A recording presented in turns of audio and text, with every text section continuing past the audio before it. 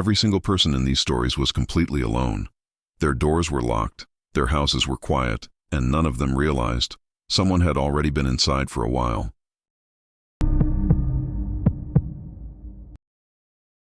I wasn't supposed to be alone that weekend.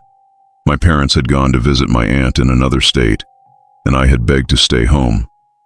I was 19, working part-time, and honestly, just wanted the house to myself. They hesitated at first.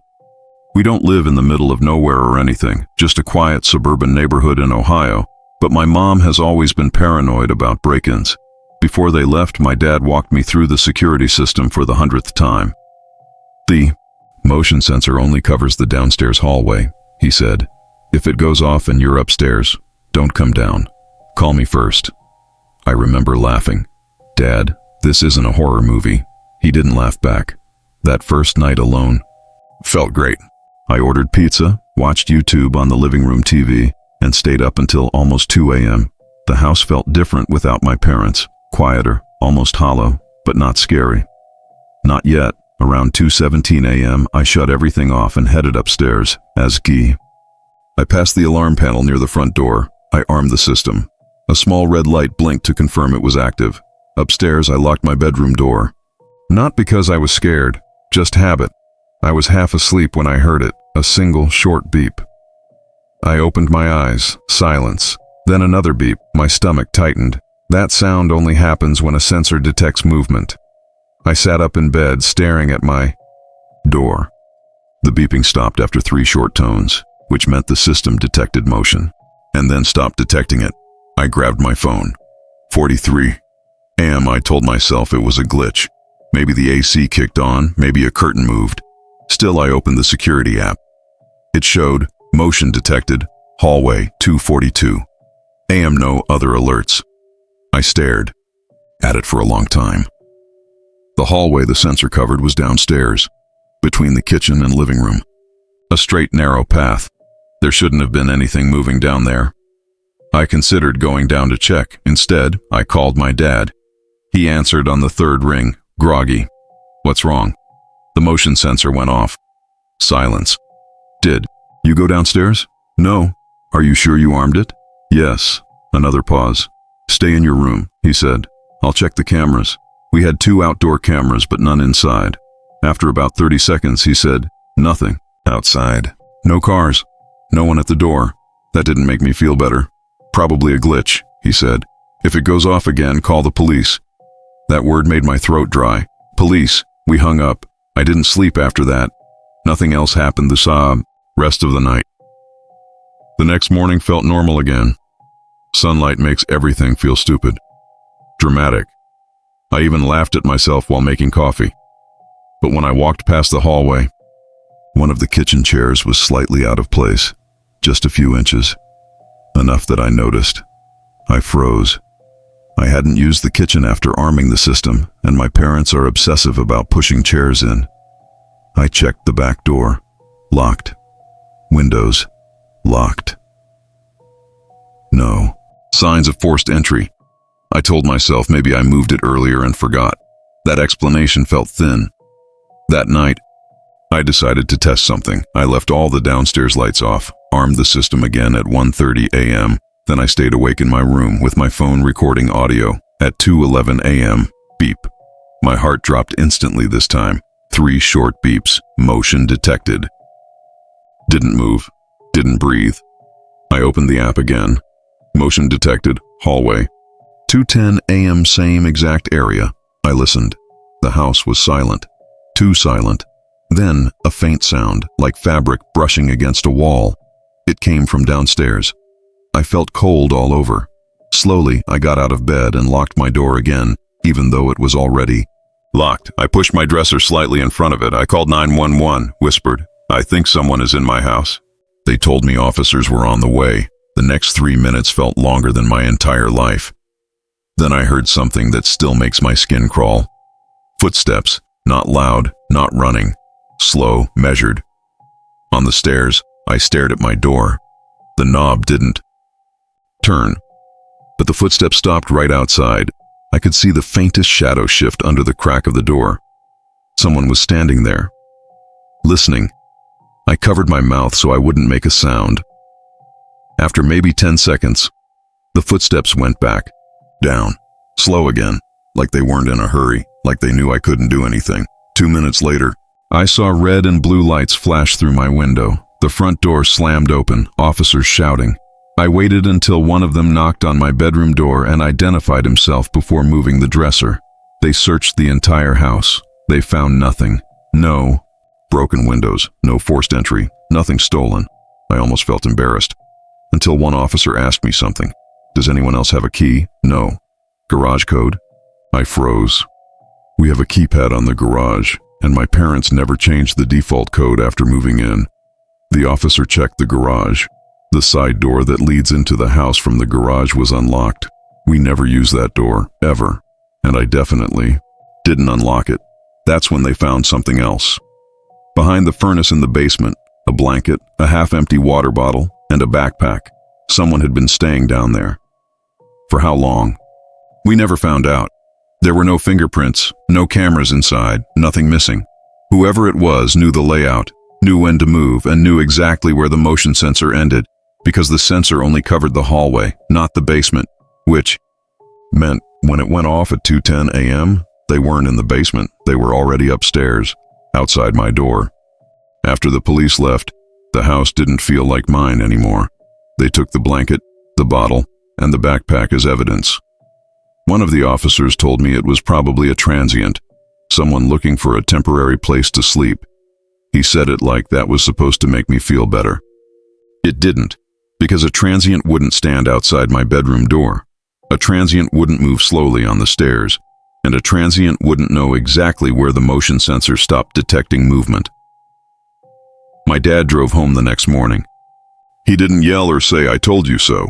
He just changed every lock in the house, reset the garage code, and installed 2 indoor cameras, one facing the hallway and one covering the basement stairs. For the next few nights, nothing happened. I almost convinced myself it was over. Until the 4th night.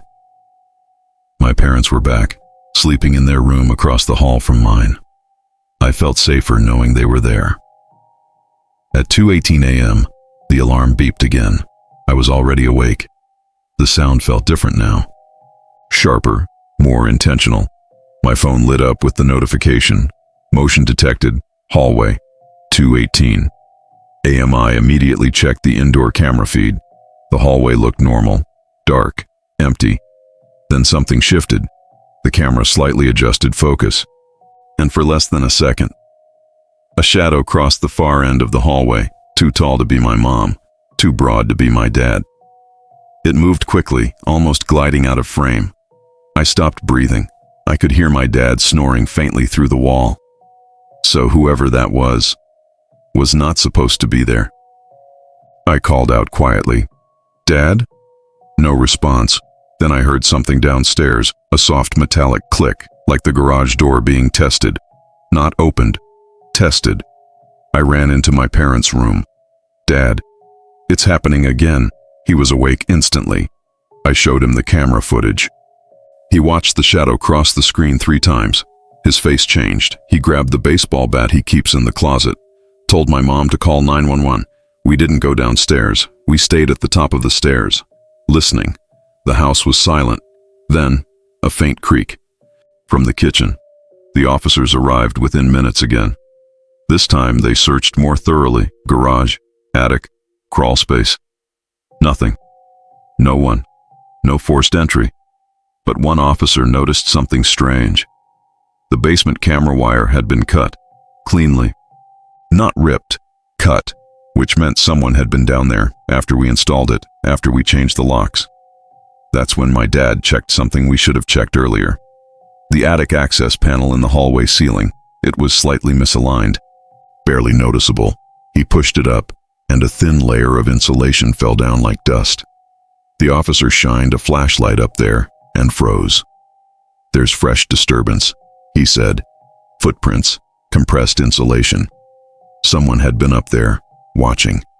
We didn't search further that night. The police called it in. The next morning, they returned with a K9 unit. They found something in the attic, not a person, not a weapon, but something worse, a small folding knife. and a cheap prepaid phone, turned off. No SIM card. The attic had a clear view of the hallway through tiny gaps near the vent grates. If someone lay flat enough, they could see our bedroom doors every time we came out, every time we went in. My mom wanted to move immediately. My dad hesitated.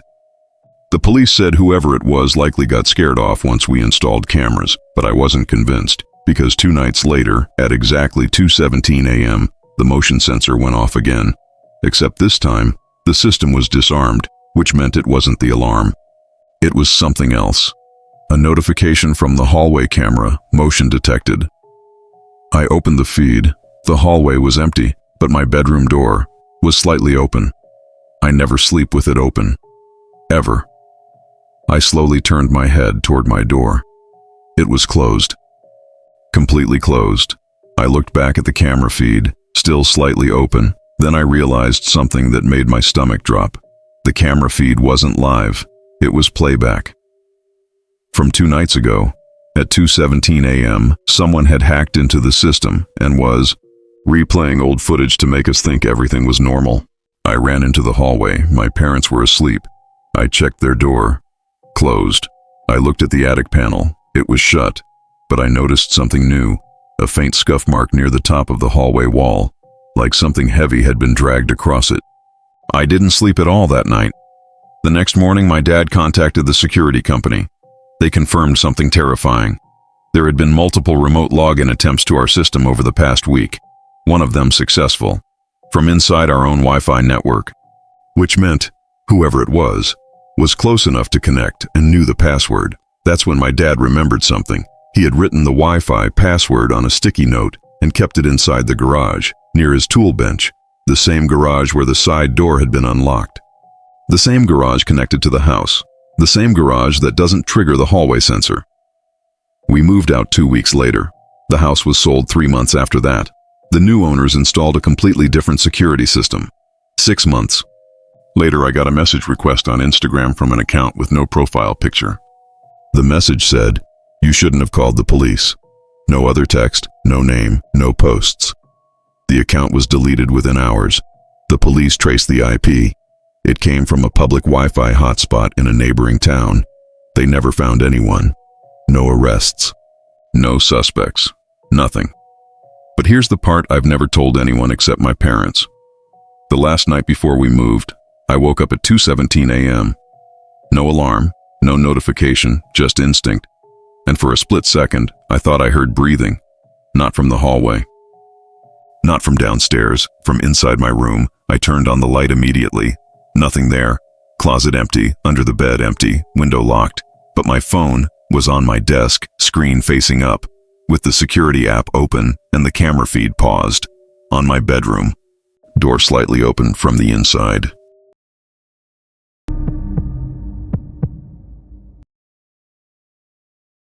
I started working overnight at a gas station when I was 21. It wasn't in the middle of nowhere or anything, just off a highway exit in a small town in Pennsylvania. During the day, it was busy enough. At night, though, it felt abandoned.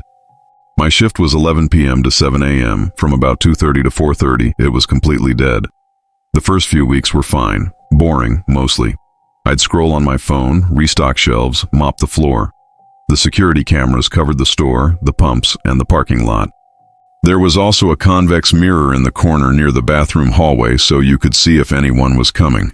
The store had one blind spot, between the bathroom hallway and the stockroom door. Corporate said it was low risk. I learned pretty quickly that overnight changes how places feel. The fluorescent lights buzz louder, the refrigerators hum deeper. Every sound feels intentional. The first strange thing happened on a Tuesday around 3:12 a.m. A car pulled in, old silver sedan, headlights off before it even rolled to a stop. It parked at pump 4. No one got out. I watched on the monitor. 5 minutes passed. Then 10. The engine was still running. Finally, I picked up the intercom mic.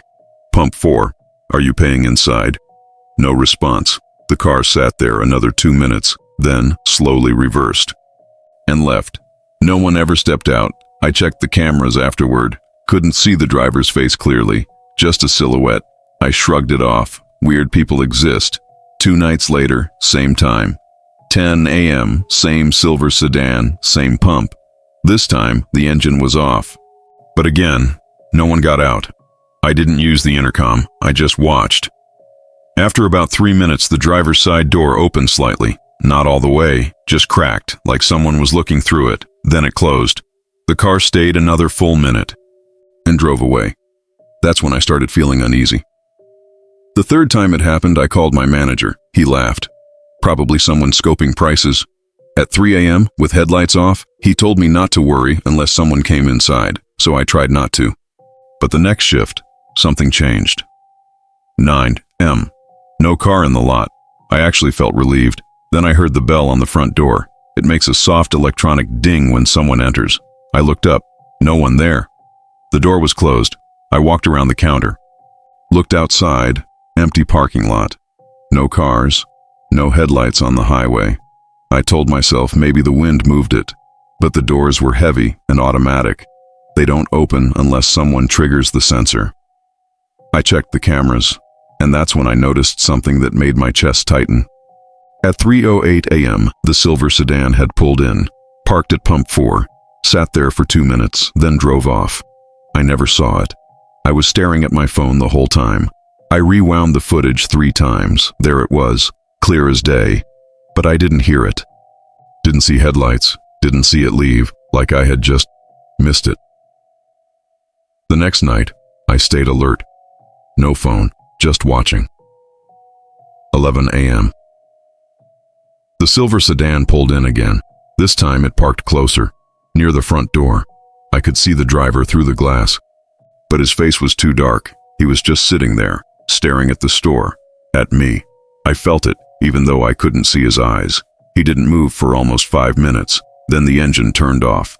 The driver door opened, and he stepped out. Tall, maybe mid-30s. Hood up, hands in pockets. He walked toward the entrance slowly and stopped right outside the door. He didn't come in. He just stood there, looking through the glass, at me.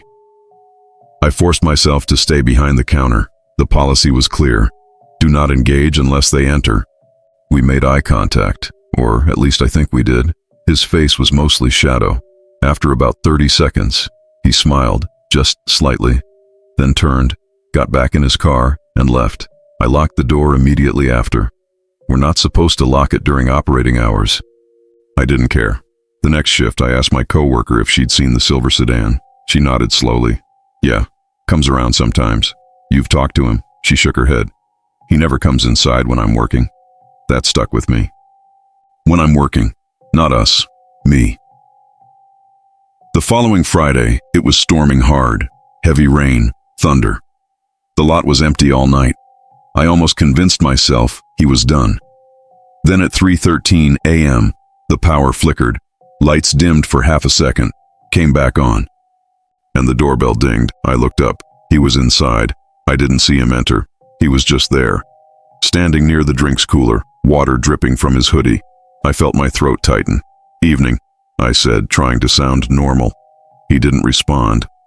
Just walked slowly down the snack aisle, then stopped at the convex mirror corner, the blind spot. He looked up at the mirror, then directly at me, and smiled again, this time wider. I couldn't see his teeth clearly, just the shape. He grabbed nothing. Bought nothing, just walked toward the counter and leaned slightly forward. You work alone every night? He asked quietly. His voice was calm, almost friendly. Most nights, I said. He nodded, like that confirmed something. Then he looked behind me. At the back hallway, where the office and storage room were. You ever check the cameras? He asked. All the time. He smiled again. That's good. Then he walked out. Didn't buy anything, didn't touch anything, just left. I locked the door again. My hands were shaking. When my manager reviewed footage the next morning, there was no audio. The system doesn't record sound, but the weird part wasn't that. The weird part was the timestamp. The footage showed him entering at 3:12 a.m., but the parking lot camera didn't show his car arriving. There was no clip of it pulling in, no headlights, nothing.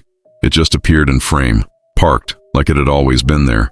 That was the first time I felt actual fear, because it meant one of two things. Either the cameras were glitching, or he had been in the lot before my shift even started. The next night was my breaking point. 10 a.m., no car, no storm, just quiet. Then my phone buzzed. Unknown number. I ignored it. It buzzed again, same number. Then a text. "You didn't check the blind spot tonight." My stomach dropped instantly. I looked at the convex mirror. Empty. Slowly, I stepped out from behind the counter and walked toward the hallway. Each step felt louder than it should.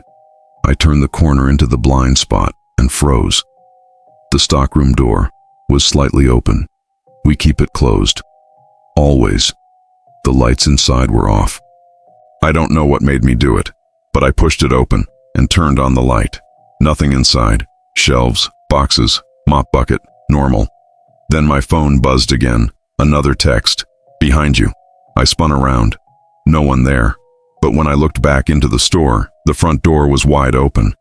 Rain blowing in, even though it wasn't raining anymore, and the silver sedan was parked directly in front, closer than ever. So close I couldn't see the license plate from the camera angle.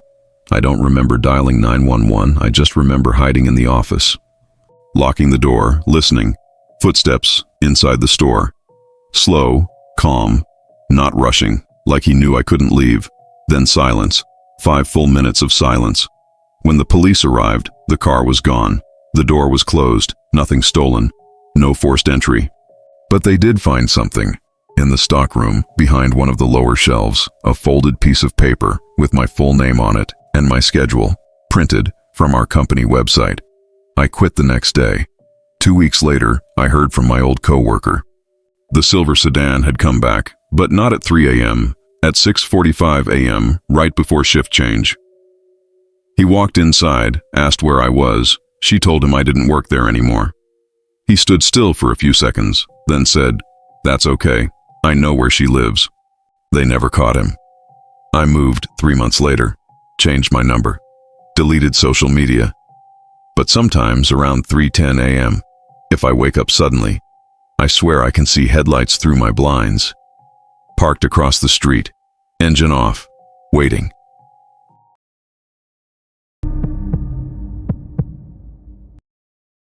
I never used to lock my bedroom door. I live alone in a small rented house in Indiana, quiet neighborhood, retired couples, kids riding bikes in the afternoons, the kind of place where nothing really happens. At least that's what I thought. I work remote, so I'm home most of the time. My routine is predictable. Coffee at 8, work until 5, gym, dinner, TV, bed around midnight. About 6 months ago, I started noticing something small. The deadbolt on my front door would sometimes feel loose. Not broken, just slightly off, like it had been turned and turned back. The first time I noticed it, I assumed I was imagining it. The second time, I checked my security camera footage. Nothing unusual. No one at the door. No movement. So I ignored it. Then one night, around 1:40 a.m., I heard a sound that didn't belong. A soft metallic click. Not loud, but sharp, like a key turning slowly. I sat up in bed. Listened. Silence. I grabbed my phone and opened the front door camera. The porch was empty. The street was empty. I checked the timestamp. Live. I waited 5 minutes. Nothing else happened. The next morning, I tested the lock. It worked fine, but something felt different. When I turned the deadbolt, there was a faint, scratchy resistance, like metal rubbing against metal that didn't align perfectly. That night, I decided to check something I had never checked before. The strike plate, the metal piece on the door frame where the bolt slides in. It had fresh scrape marks, bright silver against the darker metal. Like someone had been testing it, slowly, carefully. I replaced the screws with longer ones, tightened everything, told myself I was overthinking. 3 nights later, it happened again.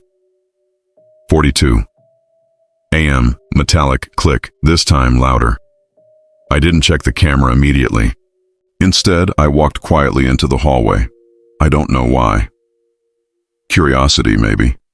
I stood halfway down the hall, staring at the front door. It looked normal. Closed, locked. But then I saw it. The handle moved, just slightly, like someone testing if it would turn. My heart started pounding so hard I could hear it in my ears. The handle stopped.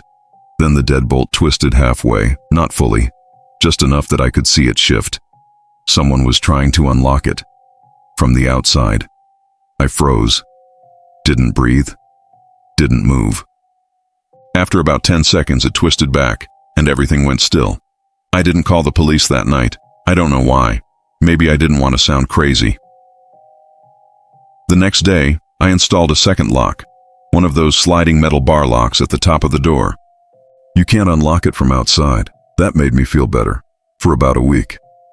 Then something else started happening. My bedroom door would be slightly open when I woke up, not wide, just an inch or two, enough to notice. I sleep with it closed, always. The first time, I blamed airflow. The second time, I shut it tightly before bed, made sure it clicked. When I woke up, it was open again, same amount. That's when I did something I should have done earlier. I set up a small indoor camera in my living room facing the hallway.